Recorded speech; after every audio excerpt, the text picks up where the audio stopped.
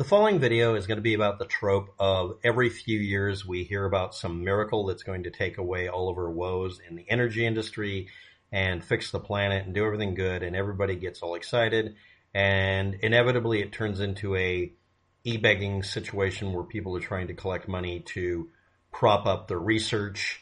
Some of them are starry-eyed true believers, the rest are just scammers, and here's Waptec to debunk it. Cambridge Crude, semi-solid flow cells, lithium batteries that you can squeeze the material out of and replace. Yet Ming Chiang, a business entity called A123 and another business entity called 24M, 2011, lithium battery material. The idea here is, if you're not aware of it, in a battery, a very basic cell will have two electrodes. They can be any shape, any type. They can be very porous. They can be made out of spongy material. They can be made out of a layer of fluids, for instance. The point is, you have electrodes, and in the middle you have the electrolyte that actually holds the chemical reaction material that can be exploited to get energy out of it, like a standard alkaline cell. And or, in the case of rechargeable lithium batteries, transfer chemical reactions from the plates triggered by electricity to change the chemical condition of the material in the middle and maybe the plates, producing a rechargeable battery.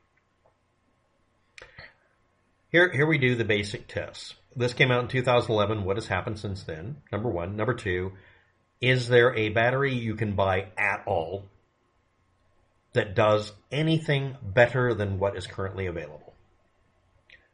And are you allowed to get the answer, or you just get crickets? I am the one chirp that you're going to get out of this, besides a YouTube channel that stopped posting a long time ago, social media pages that are literally missing, and a website that constantly talks up how they just need a little more donations to get it forward, because it's in development, and it might do, maybe kind of sort of, what they said it would in 2011, which they said at the time, or may have said, that it was already able to do, and yet, here we are. Let's talk about the money train. 2023, April 14th, almost $4 million from the United States Advanced Battery Consortium, LLC. That's a 1992 or 1991, depending on where you look it up, subsidiary of another organization, United States Council of Automotive Research, that was created in 1991 by Ford, GMC, and Stellantis. So automakers who were, one of which was interested in destroying the only practical electric car on the market, literally trashing them and making people give them up, even though they worked just fine, were roadworthy and used current technology in the 90s or something. Yeah, these people are the ones you want to be backing a project now. Because, well, of course they do. January 23rd, this is the only other note on their website I'm going to bring up. 3.2 million. There's a sweet spot from 3 to 4 million, depending on what bracket you are in taxes, that if you give up that amount of money and claim that you're doing it as a donation for a good cause, it can lower your tax rates. I just want you to know that. Anyway, this is from the U.S. Department of Energy and their subsidiary, Advanced Research Projects Agency, Energy. Yes, that is the most grammatically strained name for a entity I've ever seen. Anyway, that money came in from that organization that's a subset of the Department of Energy. And it's actually Advanced Research Projects Agency Energy. It's actually Advanced Energy Research Projects Agency, but they tacked on energy at the end. For those of you who don't know about how the military organize things, like, 223, rifle, cartridge, brass, propellant. So which is it? Exactly.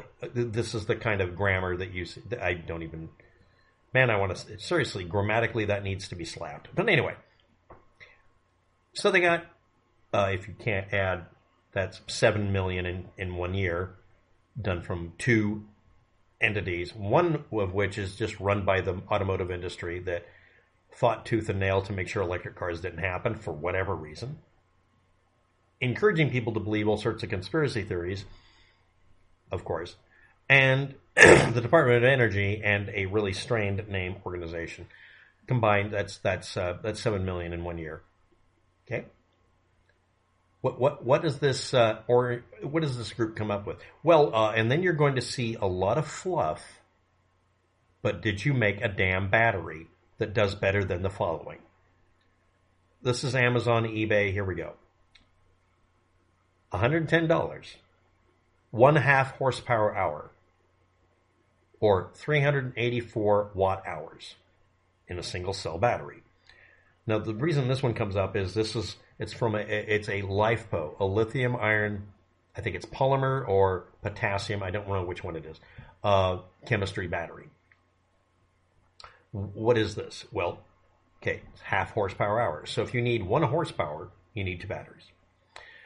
The rate you need to take an average sedan, it's just the sedan car that you know from anywhere from the 1980s forward, even earlier.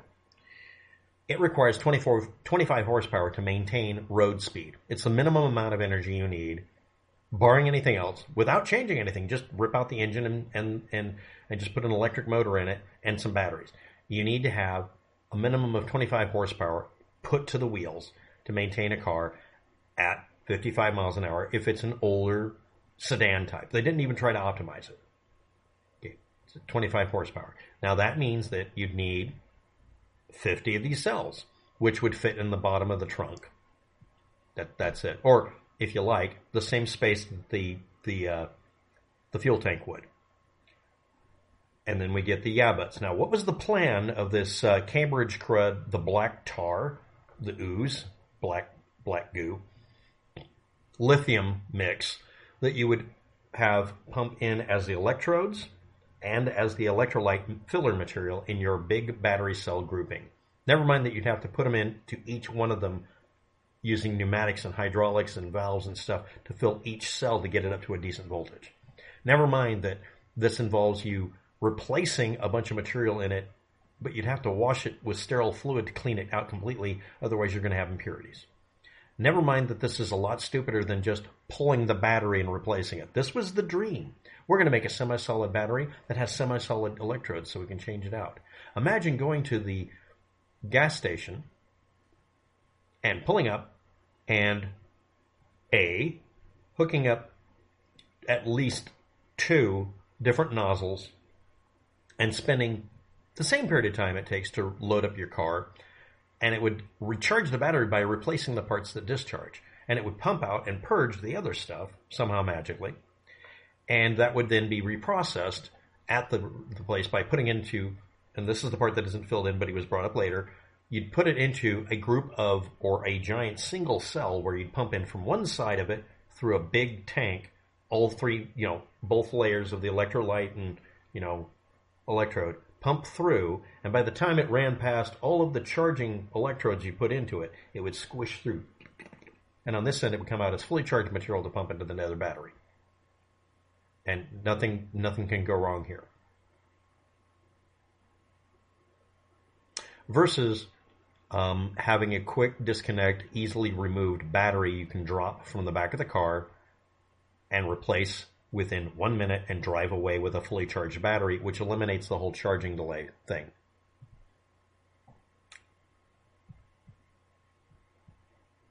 You have to compete with me sitting down with a soldering iron, a battery management array. It's a chip now. It's a single chip to handle up to, 10 cells. So we put in 5 chips.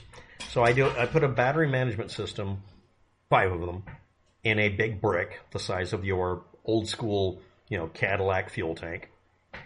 And I slap it underneath your car on quick disconnects that you acknowledge on one end and the machine on the other end receives, drops, slides out, puts in, you release the clamp, it clamps in place, and as soon as it's good to go, you drive away.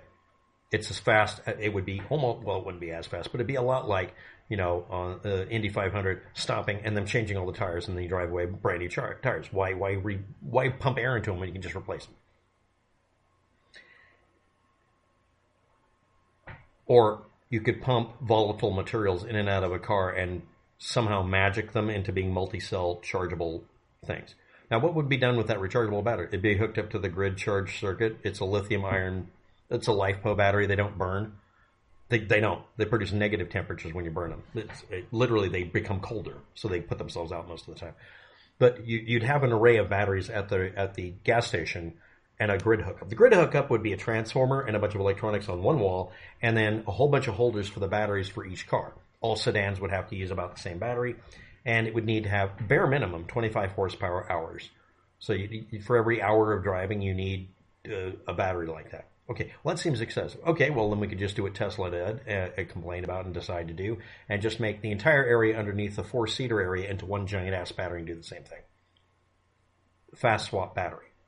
Well, that's impractical. Okay, make the Tesla company make the cars just a little less shit quality. They're already safety rated to 100%, meaning your likelihood of dying while in a wreck in a Tesla is so low, it's nearly zero. It's the only car on the market right now that I know that did that. Right? But instead of buying it for an outrageous price, you lease or rent it. That's un-American. So how many of you took rideshare? How many of you ride the bus? How many of you rented a car or leased a car when you had a car wreck? Knowing full well, oh, I only have to pay a baseline, basically the insurance for the car. The car is technically owned by the company. I have to have liability insurance in case I cause a crack. You're financially fucked if you get in a wreck and it's someone else's fault, no matter even if the insurance covers it. Hey, here's a scary, stupid idea that'll freak out some of you out there because you have been trained to be easily stupid. Instead of doing the lithium battery that requires you basically have a gas station like attendant be responsible for doing battery chemistry involving hundreds or thousands of watt hours of material, billions of joules pumped in and out. Instead of doing that, or instead of even changing out the battery, here's a wild idea. Instead of used car lots, there are car rental locations, and they're all electric vehicles, gas vehicles, whatever you want. And you go in and rent the damn thing, and it's just made so cheap that it's exactly half what you're currently paying to have a car and maintain it. You can get a pickup. You can get a dump truck. You could go to a rental place and get a rental Bobcat, like some of you do. You have no problem with that, but suddenly you have a problem. Well, I want my personal vehicle. You can, but just make it easier for people like me who don't want to spend a third of my income a year maintaining a hunk of equipment that isn't going to keep me alive if I get T-boned by a nitwit. Suddenly being against it doesn't sound smart because it doesn't cost you a fucking dime. Well, and then someone's going to scream something. It doesn't have to be Tesla. It can be anybody. It could even be, General Motors or Ford that, went out of their way to destroy the electric car at one point. Yes, that really did happen.